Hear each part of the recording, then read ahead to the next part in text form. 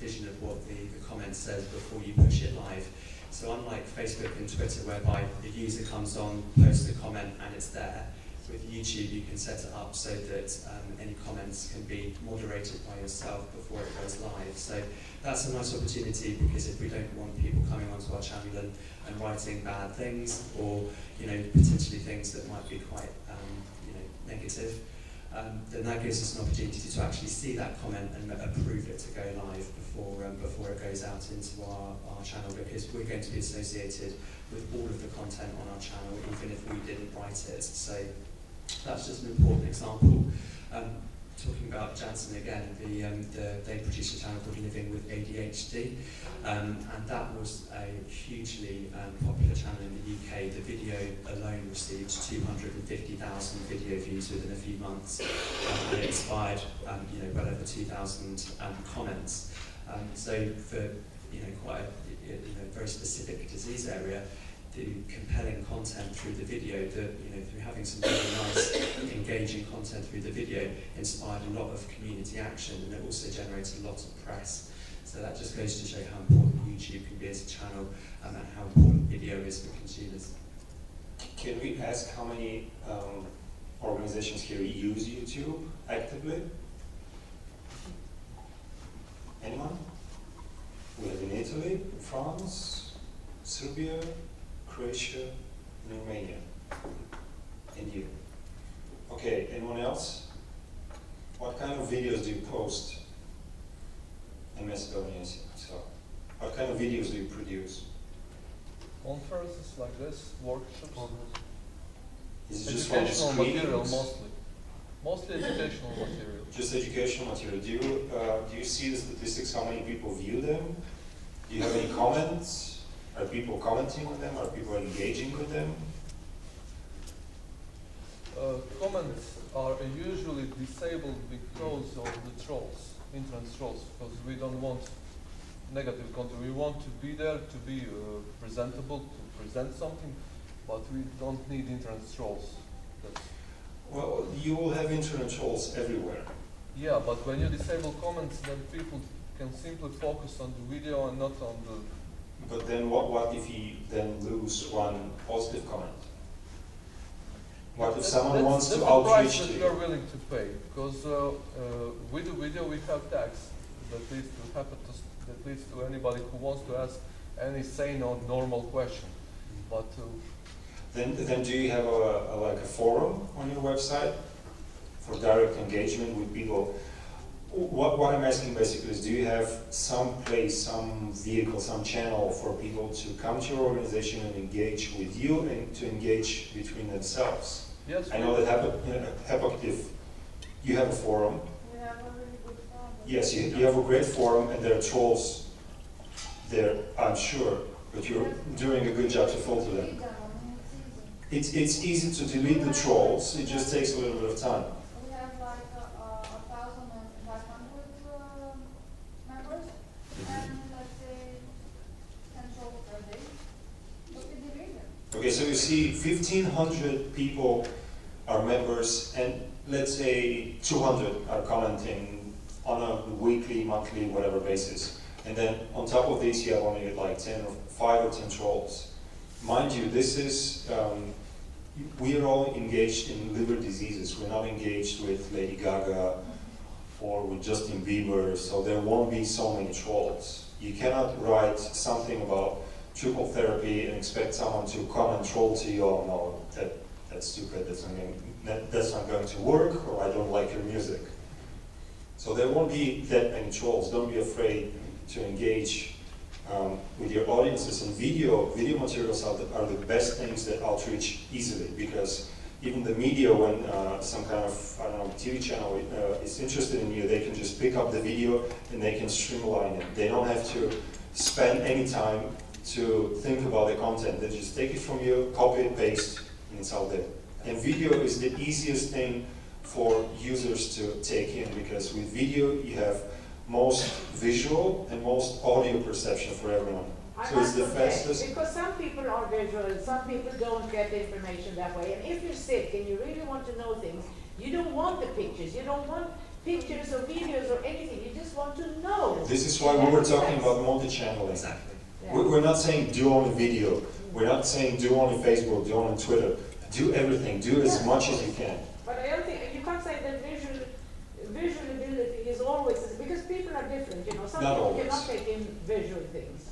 Not always. I think you look at younger age demographics, and they're very much inspired by visuals. So you look at, you know, as we were saying with Twitter, then the age demographics are much lower. And to the point that Martin mentioned, the multi-channel approach means that we can talk to very young age groups through very visual means, and people who want much more information through copy and content we can also kind of capture. So it just means we're not limiting, you know, who we can talk to in the most engaging way. Yeah. But coming back to the point about your YouTube channel, so you can, there are, just like Google Analytics, you've got YouTube Analytics, which is free, so you can look at, for every video that you've got in your channel, you can look at how many times it's been viewed, but more importantly, did they watch the whole video? Did they drop off after 5 seconds, in which case they've missed some of the key messages? So you can get the geography of the location of everybody that's viewed your video.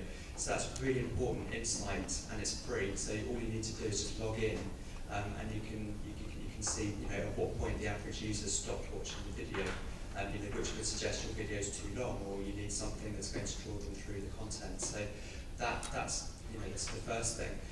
With regards to the commenting, I would, you know, you've chosen to engage in a social space. So why not be social? Because that sits at loggerheads in a way. So we are social, but we prefer Facebook for commenting and stuff, not YouTube channel. I don't know. This was just the decision, but Facebook looked like better way. Yeah, because YouTube, you've got even more ability to control what is public. So if you've got a good comment, great, publish it. It's live. If you've got a bad comment, you can just delete it and nobody will ever have seen it. Only you, as the person that's received the comment, you can choose whether it goes onto the page or whether it's just deleted without ever being seen. So that's unlike Facebook, which is where every comment just gets published immediately, and you have to go on after people have seen it to delete it. So you've got YouTube gives you a fantastic ability to capture more positivity. And you know, you don't want to just display positive. You know, you can create debate through a negative comment. Just because one person's got a negative opinion, that might inspire 30 other people to say, no, you're wrong. This is how I feel. So I'd recommend that you sort of maybe put a control in place to moderate the comments. Something to reconsider, definitely. But yeah. By the way, I've seen Red Door at LinkedIn. Do you have some stats or figures for that kind of network? LinkedIn, you know? LinkedIn? Yeah. I don't actually to hand. It's something that we sort of, when we've got a white paper or if we've got a new report, we can create a community within LinkedIn to sort of view and comment on that report. It's not actually, it's a good point because it's not actually a focused channel for us. We've got a channel there, but we're much more focused on Twitter and our website. LinkedIn tends to be just for sort of you know, HR and sort of resourcing, but it's not a channel that we've really put a lot into. Just very quickly going back to YouTube, because I think this is such a good opportunity for the groups, and maybe if you are not using YouTube, an idea maybe would be to, because as Seb mentioned, this drives traffic to your website as well. You can post the video on Facebook, you can post the video on YouTube. One of the things that you could do that's very simple, because maybe you're thinking, oh, how can I do a video? I'm not a producer, I have no idea. Something that's very easy is to do a questions and answers session, 10 minutes, with a doctor that you know. So you may want to just approach a hepatologist or a doctor that you know and just literally sit him in a chair and then ask him 10 questions that you think a patient would want to know, and then conduct a very quick interview and put that online. So that can be filmed with an iPhone. Yeah. Very simple, and I bet there are going to be a lot of patients that will want to get the information. That's something so easy to do because I'm sure you have access to a lot of doctors, and you'll be able to find one that can do, so 10-minute questions and answers with your doctor. What is hepatitis C? Can I get treated? What are the symptoms? What about, and then if it's successful, You might want to do follow-ups. You might want to do a question and answers just about, I don't know, stigma with someone else. A question and answers about depression. A question, it's just an idea. And maybe ELPA could provide more ideas. It's a very good idea, and I can share with you the experience that I've had with distributing content over Facebook, because we're mainly concentrating on Facebook at this point. When we post a short video, and when I say short, I mean like a minute, minute and a half, about 2 minutes, that's as short as we can make it, about hepatitis, be it awareness or just some basic information or something like that. If we have the time and you guys have the strength and the willing, I can show you some of the content on our Facebook page, on the ELPA, our Facebook page. I can show the videos, and you can see that a video of 2 minutes on hepatitis C with a stick figure, which is very funny, and it's a very old video, it's not something made. I'm sure some people have seen it. This video gets like hundreds, not 100, hundreds and hundreds, sometimes thousands of views, likes, shares, not so many comments, because again, we are a little bit more prolific, organization, but it gets a lot of attention, a lot of attention. Then we post the same thing in written format, which is written in a recognized paper, which is shared, and it's again very simple. What is hepatitis C? How do you catch it? How do you prevent it? How do you treat it? And so on and so forth. C, B, A, everything. It's really simple. But the written one gets 100, 150 maybe views, couple dozen likes maybe, but that's it pretty much. But the video goes huge. And the biggest one of the biggest ones are also photos. We've had great success when sharing the images from the WHD that WHA made. So they're not exactly talking about the disease or anything, they're just drawing attention. And if you can get their attention and you can spark an interest of people to search for the information on themselves, then you really have their attention. But if you just give them something, here, read this, then they'll just, yeah, okay, I have so many things to read, I'll just leave it in the pile. But if you spark their attention, then you win them. Is that okay? Thank you.